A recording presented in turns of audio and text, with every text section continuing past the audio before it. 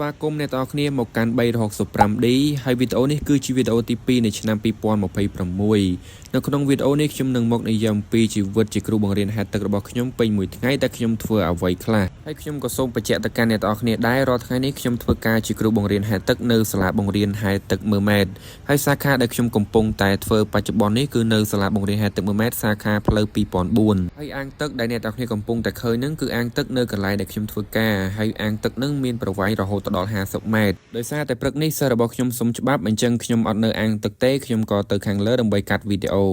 ហើយវីដេអូដែលខ្ញុំកំពុងតែកាត់ហ្នឹងគឺជាវីដេអូដែលខ្ញុំបានធ្វើកិច្ចសម្ភាសជាមួយកូនសិស្សរបស់ខ្ញុំដែលគាត់បានរៀនហែលទឹកជាមួយខ្ញុំចេះហើយចប់ប៉ុន្មានថ្ងៃមុនហើយវីដេអូដែលខ្ញុំបានថតជាមួយកូនសិស្សរបស់ខ្ញុំហ្នឹងគឺវែងខ្លាំងមែនតើអ្នកនរគ្នាខ្ញុំកាត់ចោលខ្លះហើយតែនៅសល់រហូតដល់10ជាងនាទីហើយបន្ទាប់ពីខ្ញុំបានកាត់វីដេអូរួចហើយខ្ញុំក៏មកមើលអាងទឹកម្ដងហើយមកក៏ស្រាប់តែឃើញលោកគ្រូគាត់កំពុងតែធ្វើការវឹកហាត់អ្នកនរគ្នាឃើញអត់គ្រូរបស់យើងគឺឧស្សាហ៍ខ្លាំងណាស់ទំនេរពីការបង្រៀនសិស្សគឺវឹកហាត់ហែលខ្លួនឯងហើយអ្នកនរគ្នាអត់ឃើញខ្ញុំហែលហ្នឹងមិនមែនខ្ញុំខ្ជិលទេដោយសារតែទីទៀតខ្ញុំមានសិស្សអញ្ចឹងខ្ញុំអត់ទាន់ហែលទេចាំយប់មិនខ្ញុំហែលនិយាយពីរឿងសិស្សឥឡូវសិស្សរបស់ខ្ញុំមកហើយអ្នកនរគ្នាឃើញអត់សិស្សរបស់ខ្ញុំគឺខ្ជូតគួយស្រឡាញ់ខ្លាំងណាស់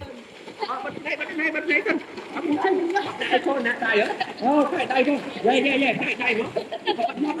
អូលឿនលឿនអត់ចូលមកលឿន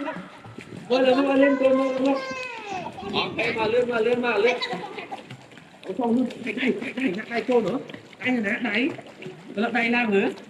អូខេថាដៃមើលតាមទៅគ្រូលឿនអូបងកែម៉ែកូនអ្នកទាំងអស់គ្នាឃើញវីដេអូនៃការបង្រៀនរបស់ខ្ញុំហើយជួយដាក់បន្ទុកឲ្យខ្ញុំផងការបង្រៀនរបស់ខ្ញុំបានប៉ុន្មានបន្ទុកដែរហើយក៏សូមបញ្ជាក់ទៅកាន់អ្នកទាំងអស់គ្នាដែរ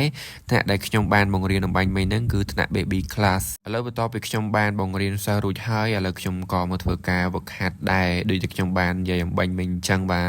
ឃើញខ្ញុំអត់តន់ហែលហ្នឹងមិនមែនខ្ញុំខ្ជិលទេគឺអត់តន់ដល់ពេលដែលខ្ញុំហែលឥឡូវខ្ញុំមកហែលដូចអ្នកទាំងអស់គ្នា